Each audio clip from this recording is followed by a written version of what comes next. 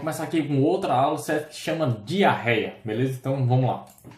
Bem, nesse slide 2, certo? É o caso clínico, obviamente. E aí, o que é que ele está enfatizando aqui nesse caso clínico? Na 7ª linha do caso clínico, ele fala assim, ó, tosse seca. E o professor pergunta, o que é que o paciente apresenta que pode causar tosse seca? E a gente respondeu que foi o captopril, certo? Que o captopril pode, um dos sintomas, os efeitos adversos é tosse seca. Como também a própria cardiopatia dilatada que ele tem pode causar edema pulmonar e gerar essa tosse.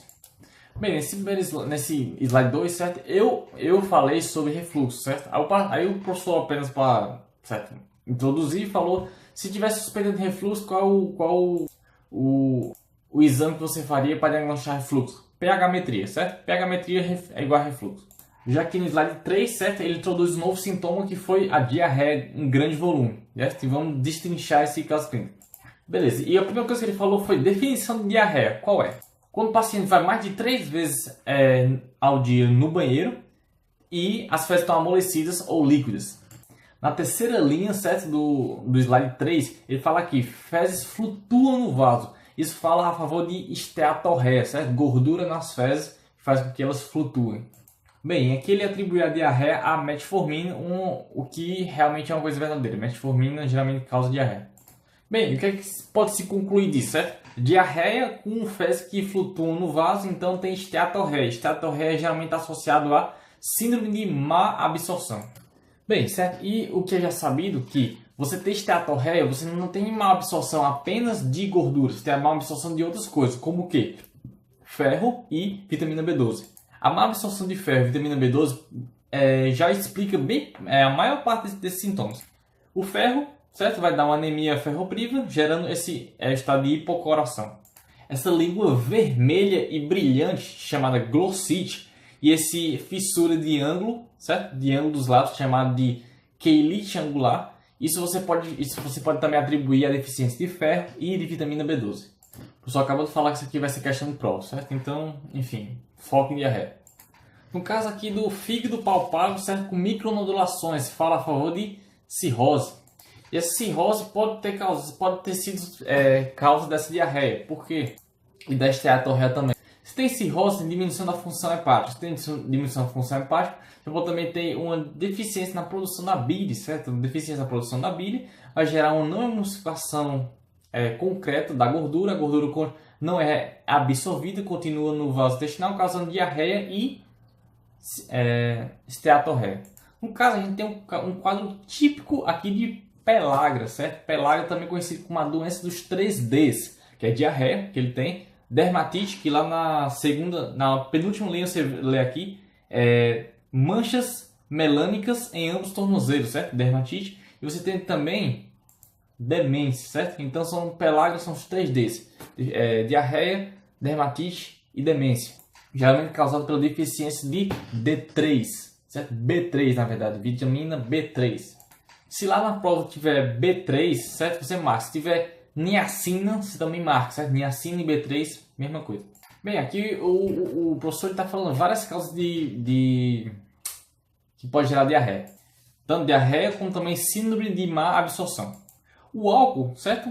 O paciente etilista, certo? Ele pode desenvolver cirrose, certo? E aí vai diminuir a função hepática.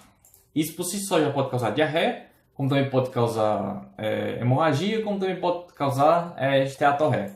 No entanto, o paciente que ele é alcoólatra, etilista na verdade, ele também pode desenvolver pancreatite. Diminuindo pancreatite, não vai diminuição da função do pâncreas, também em relação à digestão do bolo alimentar, levando também a uma síndrome de má absorção, cursando também com diarreia, certo? E no slide 5, certo, exames laboratoriais. E aí o que acontece?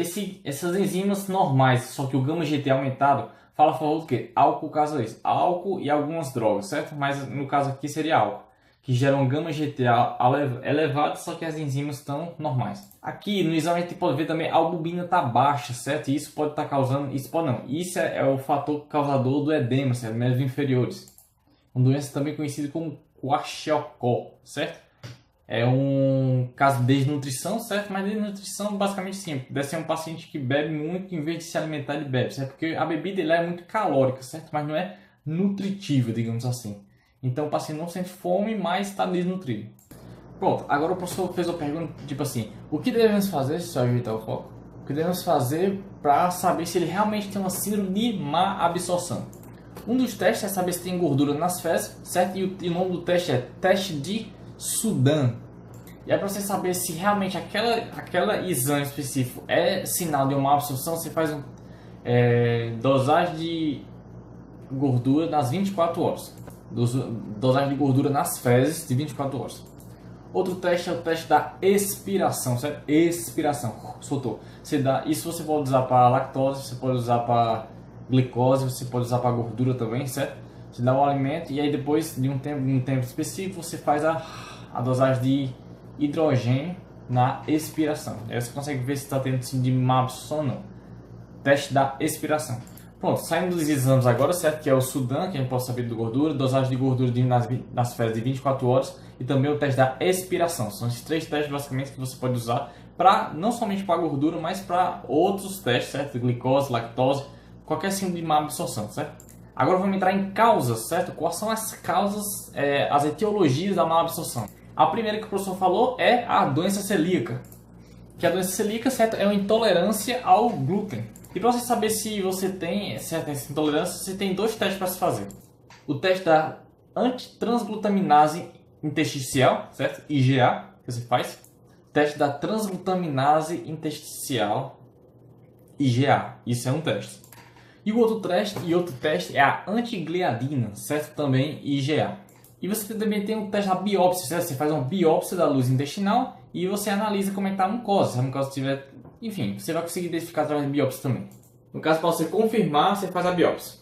Outras causas que podem causar a síndrome da má absorção: giardíase e ancilostomídeo, certo? Esses 2 podem causar que criam tipo um tapete, certo? Sobre o intestino, impedindo a absorção. Outra causa também, certo? Que é a nossa causa aqui desse caso clínico, é a pancreatite. Um exame bom, certo? Para você ver como é que está o estado do pâncreas é o CPRR. Colangiopancreatografia endoscópica retrógrada, certo? Que é aquela mesma do cálculo, certo? De vias biliares, mas que você pode usar para o pâncreas também. Aí você vai ver os canalículos, como é que eles estão perfundidos, estão obstruídos, estão destruídos. Aí você vai ver se tem pancreatite ou não. Você pode usar ressonância também, certo? Lembrando que nos estados iniciais é difícil ver isso, mas no estado um pouco mais avançado você já consegue ver. Então beleza, lembrou desse caso clínico, certo? Lembrou dessa doença, lembrou desse quadro de diarreia, lembrou de má absorção, lembrou de pancreatite crônica, certo? Lembrou de álcool, pancreatite crônica, má absorção, diarreia. Também você achar em pacientes que têm a síndrome, é muito comum também você achar em pacientes que têm a síndrome de má absorção distensão, muita distensão, gases, certo? Porque não consegue digerir e absorver, fica muito tempo na luz intestinal, as bactérias tomam de conta, começa a metabolizar, fermentar e gerar gás, metano, essas coisas, certo? Então, muita distensão. E lógico que como uma pessoa tem uma síndrome de má absorção, não vai ter assim má absorção apenas de um mineral ou de uma substância, certo? De um nutriente. Pode ter várias causas, pode ter também deficiência de outras vitaminas, como a vitamina D, certo? Aí diminui a absorção de cálcio, vai dar osteomalácia, certo? Osteoporose mais cedo. Vitamina A, certo? Pode dar xeroftalmia, alguma coisa. Visão noturna, né? Deficiência na visão noturna. Vitamina C também, gerando escorbuto, certo? Sangramento genital. Vitamina E, perda do libido, da amenorreia. Vitamina K, hemorragia. Também tem o zinco, certo? É muito importante para dar a acrodermatite, certo? Atinge mais de extremidade. Então você vê que a má absorção acomete várias coisas, vitaminas, certo? Minerais, o próprio ferro, o zinco, vitamina do complexo B, certo? Dando quelite, certo? Glossite, quelite angular, vitamina A, vitamina K, vitamina C, vitamina D, né? Então tem tudo, é um quadro bem complexo, assim, certo? E essa má absorção, certo? Pode ser pré-enterocítica, enterocítica e pós-enterocítica. Pré-enterocítica é como o caso desse caso clínico, certo? O paciente tem uma pancreatite crônica, certo? E aí isso dá a síndrome de má absorção, por causa que não digere direito, e dá uma diarreia, certo? Pré-enterocítica. Pode ser enterocítica, certo? No caso da doença celíaca, intolerância à lactose, todas essas, até mesmo parasitose, giardíase, ancilostomídeo, certo? Que o problema está sendo no intestino. E pós-enterocítica, certo? Você pode ter com a vascularização do colo, certo? Problemas na drenagem linfática, certo? Na drenagem, realmente, na absorção de água dos colos. E aí, não absorveu água, as fezes ficam pastosas e aí você tem diarreia. Mas não necessariamente é no intestino em si, né? É pós-enterocítica. Bom, agora fechando um pouco o quadro clínico, certo? Que é uma diarreia crônica causada por uma pancreatite, que essa pancreatite foi causada pelo álcool. Quer dizer, diarreia pela má absorção, que é a má absorção pela pancreatite etilismo, certo? Então isso aqui é uma diarreia crônica. Esse paciente já estava há um bom tempo com essa diarreia, certo? Então vamos deixar um pouquinho de lado e vamos entrar agora em diarreia aguda. Geralmente as causas de diarreia aguda são infecciosas e são autolimitadas. Na sua grande maioria é viral, certo? Então, tipo assim, é uma diarreia causada por vírus. Então você não tem muito medicamento para usar. Você vai hidratar, certo? Você vai repor minerais, essas coisas, mas medicamento mesmo para tratar o vírus em si não tem. Você tem muita bactéria também que causa, mas a maioria são vírus, são virais, né? Agora vamos dividir os tipos de bactérias que podem causar diarreia, certo? E temos então temos três, né? Que eu acabei de falar, temos as três divisões. Tem aquela que a bactéria ela produz a toxina, e essa toxina gera diarreia. E geralmente você já sente os sintomas 1 hora, 2 horas após ingerir o alimento contaminado. E a principal dela é a E. coli enterotoxigênico, certo? É a principal bactéria que causa intoxicação alimentar. E é por isso que você fala intoxicação alimentar, certo? É a toxina que causa a diarreia. Temos outro tipo de bactéria, certo? Que é aquela que você ingere o alimento, ela vai para o intestino, e ela se desenvolve no intestino e aí começa a produzir as toxinas. Então ela é enterotoxigênica, certo? A primeira é toxigênica, essa é entero, no intestino, toxigênica de toxina. Ela produz a toxina dentro do intestino. Um exemplo bom é a cólera, causada por um vibrião. E como é mais ou menos a fisiopatologia, bem ligeirinho para explicar. Produz a toxina se liga à parede do intestino, se liga às enzimas, principalmente a adenilato ciclase, fazendo com que produza anteciclo, enfim, aí faz todo o processo ali na célula e ela abre, começa a secretar água, certo? Então ela deixa de absorver e começa a secretar água para dentro da luz intestinal. Uma característica muito grande desses tipos de diarreia é que é em grande volume, certo? Grande volume e líquido, muito líquido, certo? Geralmente tem também na diarreia dos viajantes, é um exemplo de diarreia enterotoxigênica. E o terceiro e último exemplo é aquela que ela se infecta, ela entra dentro do enterócito, certo? Ela entra dentro do enterócito. E aí causa hemorragia, sangramento, certo? Nós temos alguns exemplos, como a salmonela, a shigella, certo? E essas são causas mais graves. E aí já gera febre, já gera toxemia. E aí ele vai salientar uma coisa importante, certo? É da Clostridium difficile, que ele cria uma pseudomembrana sobre o intestino, né? A parede do intestino. Clostridium difficile.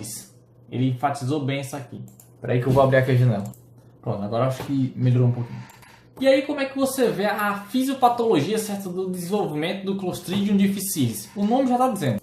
Difficile, certo? Então o paciente que tomou antibiótico, esse antibiótico não foi suficiente para matar uma grande parte da flora intestinal, só que como ele é difficile, ele é difícil de morrer, certo? Então ele não morreu. E o que aconteceu? Um lugar que estava cheio de gente, que ele tem que desenvolver tanto espaço como nutriente com outras bactérias, agora se vê só ele. Então ele tem espaço para se multiplicar e crescer e proliferar lá a luz intestinal. E proliferando, certo? Aí ele cria aquela pseudomembrana, causando uma diarreia profusa, geralmente acomete idosos e é grave. Bom, fechando um pouquinho a etiopatologia, causas, certo? Fisiopatologia, vamos entrar agora em tratamento. Bem, tratamento. Quando é que você usa antibiótico, certo? Existem 4 situações que você vai usar. Extremos de idade, então crianças, recém-nascidos, certo? E idosos, extremo de idade. Se a diarreia dura mais do que 15 dias, pacientes com diarreia grave, certo? E incluindo desidratação, então assim, teve diarreia, teve desidratação, já é grave. Então nesse caso você usa antibiótico. E nos casos de diarreia com sangue, obviamente que você tenha afastado a hemorragia digestiva baixa, certo? É a diarreia. Então são 4 situações. E qual antibiótico você usa? Você usa da classe das quinolonas, ou ciprofloxacina ou norfloxacina, beleza? Bom, a gente viu a primeira coisa que a gente faz no tratamento, que é se usa antibiótico ou não, certo? Agora vamos para a segunda coisa, é hidratação. Pacientes que estão com diarreia leve a mais ou menos moderada, você pode hidratar via oral. Pacientes que já estão com diarreia mais acentuada, tipo assim, nitidamente moderada ou grave, você faz endovenoso, certo? Porque oral não vai adiantar muito não. Outra coisa, aí via antibiótico, certo? Hidratação, agora alimentação ou dieta. Tem pessoas que dizem que é bom mudar a dieta, outras que não, certo? Vai depender muito também do tipo de diarreia, certo? Se for no caso osmótica, eu não vou saber explicar mais nada. Quais são os causas de diarreia? Tem a osmótica, certo? Que é quando aumenta, tem muito material não digerido dentro da luz intestinal, aumenta a bactéria começa a se desenvolver, fazer fermentar, gerar metabólitos. Esses metabólitos vão aumentar a osmolaridade das fezes e vai puxar água por osmose. Isso é osmótica. Temos as secretoras, certo? Que é o processo ativo, aquela da adenilase ciclase que a gente falou, que é o lance lá das enterotoxigênicas, produz toxina, mistura lá na parede, adenilase ciclase, AMP cíclico, vai começar a secretar, certo? Essas são as diarreias secretoras. Temos também a motora, certo? Que é por causa do aumento do peristaltismo. Tranquilo? Deixa eu dar um jeito nessa imagem que está muito escuro. Não estava escuro não, é porque a tela do celular estava com a luz baixa, enfim. Sim, temos também a diarreia invasiva. Então é osmótica, secretora, invasiva e motora. A invasiva é aquela, certo? Das enterobactérias, certo? Não, enterobactérias não. Acho que é isso aí, das bactérias invasivas. A bactéria entra dentro do enterócito e aí produz a diarreia. Então, quando tem essa divergência, se dieta ou não, o que é que você faz geralmente, certo? Hidrata bastante, certo? Com água de coco. Você pode também pegar um suco de maçã, misturar meio suco de maçã, meia porção de água e aí tomar também ajuda muito. E uma coisa que é padrão ouro para diarreia é caldo de arroz. Ainda com relação à dieta, você tem que evitar o que? Leite, porque tem lactase, certo? E o paciente pode estar com deficiência de lactose, tem lactose e o paciente pode estar com deficiência de lactase. O leite também tem gordura, certo? Você tem que evitar a própria gordura. Enfim, basicamente isso. Quando é que você usa constipantes, certo? Diminuidores da motilidade intestinal. Você nunca usa, certo? Diarreia do tipo infecciosa, certo? Você nunca usa isso. O único caso que você vai usar constipantes é na síndrome de intestino irritável, certo? Porque ele está com diarreia simplesmente uma diarreia funcional, certo? Não tem nenhum agente agressor, não tem nada, é só... Enfim, é só diarreia pura e simplesmente, psicogênica. Importante, você tem que fazer um leucograma, certo? Para saber se essa diarreia é infecciosa. Se tiver mais de 20 leucócitos por campo, aí você considera como infecciosa. 20 por campo. 20 por campo, 20 por campo. Bem, galerinha, certo? Então é isso. Foi boa, cheio no sovaco e todo mundo e tchau. Até a próxima aula que provavelmente eu vou estar com essa mesma camisa.